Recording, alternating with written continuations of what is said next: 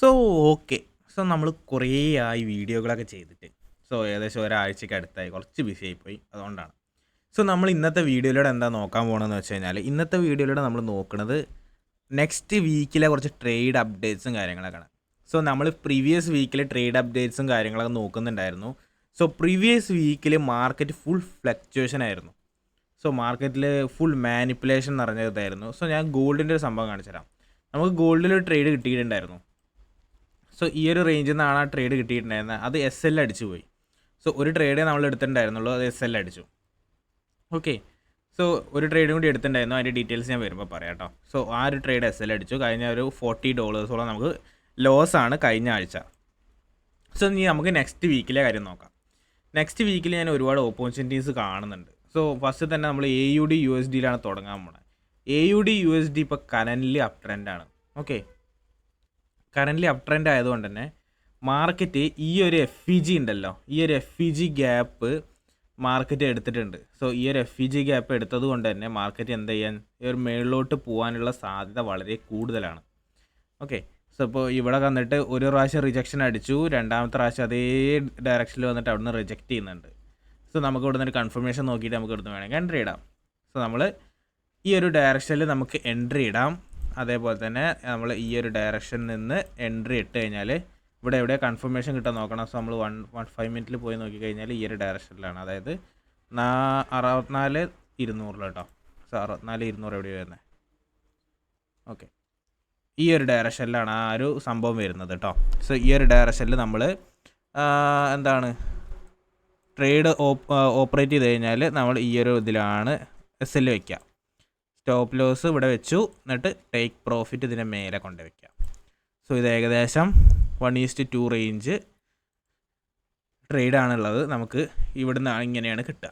So ഇനി അടുത്തത് British pound, അതായത് GBP USD കറൻ്റ്ലി ഇപ്പോൾ അപ് ട്രെൻഡ് തന്നെയാണ്. ഓക്കെ. കറൻ്റ്ലി അപ് ട്രെൻഡ് ആയതുകൊണ്ട് തന്നെ ഇവിടുന്ന് നമുക്ക് ഈ ഒരു FEG ടാപ്പ് ചെയ്തിട്ടുണ്ട്. ഇവിടെ ചെറിയ FEG ഉണ്ട്. ഈ ഒരു FEG ടാപ്പ് ചെയ്ത് മൾട്ടിപ്പിൾ ടൈംസ് ആയിട്ടുണ്ട്. അതുകൊണ്ട് തന്നെ ഇവിടുന്ന് ഒരു അപ്സൈഡ് കിട്ടും. പക്ഷേ എന്താണെന്ന് വെച്ച് കഴിഞ്ഞാൽ ഇവിടുന്ന് നമുക്കൊരു കൺഫർമേഷൻ ഇല്ല. ഓക്കെ. കൺഫർമേഷൻ കിട്ടാനുള്ള സാധ്യത കുറവാണ്. കാരണം ഈ ഒരു FEG വാലിഡ് ആണോ എന്നുള്ളത് നമുക്ക് അറിയില്ല. കാരണം അത് FEG ആയിട്ട് കണക്ക് കൂട്ടാൻ പറ്റുമെന്നും അറിയില്ല. സോ ഈ ഒരു രീതി കണ്ടിട്ടുണ്ട്. ഇവിടെയാണ് കറക്റ്റ് FEG വരുന്നത്. കാരണം ഇതാണ് ഒരു ഫുൾ ക്യാൻഡിൽ FEG എന്ന് പറയുന്നത്. ഇത് ചെറിയൊരു ക്യാൻഡിൽ പോലെയാണ്, ഒരു ഡിസിഷനിൽ ഓർഡർ ബ്ലോക്ക് ഉണ്ട് അതിൻ്റെ അടിയിൽ. സോ അത് നമ്മൾ കണക്ക് കൂട്ടുന്നില്ല. വെറുതെ റിസ്ക് എടുത്ത് ട്രേഡ് ഇടേണ്ട ആവശ്യമില്ലല്ലോ. സോ നമ്മളത് ട്രേഡ് ഇടുന്നില്ല.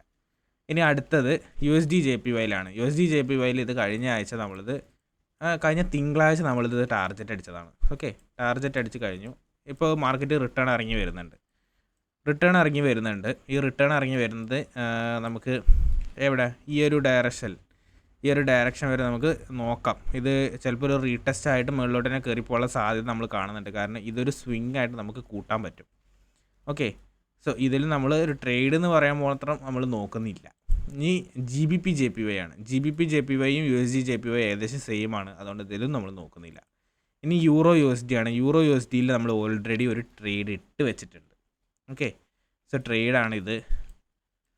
ഈ ട്രേഡ് നമ്മൾ വ്യാഴാഴ്ച ഇട്ടതാണ്. ഓക്കെ. വ്യാഴാഴ്ച ഇട്ടതായതുകൊണ്ട് തന്നെ മാർക്കറ്റ് ഇറങ്ങി കുറച്ച് കൺസോൾഡർ ചെയ്തിട്ട് ഇറങ്ങുന്നുണ്ട്. ഓക്കെ. കൺസോൾഡർ ചെയ്ത് ഇറങ്ങുന്നുണ്ട്. ഇനി ഇതിൻ്റെ ഒരു അപ്ഡേറ്റ്സ് കിട്ടണമെന്നുണ്ടെങ്കിൽ തിങ്കളാഴ്ച ആവണം. ഗ്യാപ്പ് അപ്പോൾ ഗ്യാപ്പ് ഡൗൺ ആവും, എന്തെങ്കിലും ഉണ്ടോയെന്ന് അറിയണം. അങ്ങനെ ഉണ്ടെന്നുണ്ടെങ്കിൽ മാർക്കറ്റ് ചിലപ്പോൾ എതിർ ഡയറക്ഷനിൽ പോകാനുള്ള സാധ്യത കൂടുന്നുണ്ട്. ഓക്കെ. സോ ഇതിൽ ഇനി ട്രേഡ് ഓപ്പർച്യൂണിറ്റി ഇതില്ല, ഓൾറെഡി എൻറ്റേഡ് ആണ്.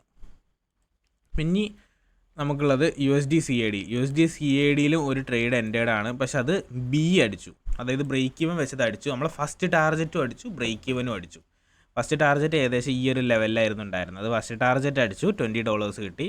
B അടിച്ചു, $1 കിട്ടി. അപ്പോൾ ഏകദേശം $21 നമ്മൾ പ്രോഫിറ്റാണ് ഈ ഒരു ട്രേഡിൽ. ഈ ട്രേഡ് ക്ലോസ് ആയി. ഇനി അത് എന്താവും എന്നറിയില്ല. ചിലപ്പോൾ ഇതൊരു റീടെസ്റ്റ് പോലെ ആയിരുന്നൊരു മേലിക്കണം പോകാനുള്ള സാധ്യതയുണ്ട്. നമുക്ക് നോക്കാം എന്തായാലും.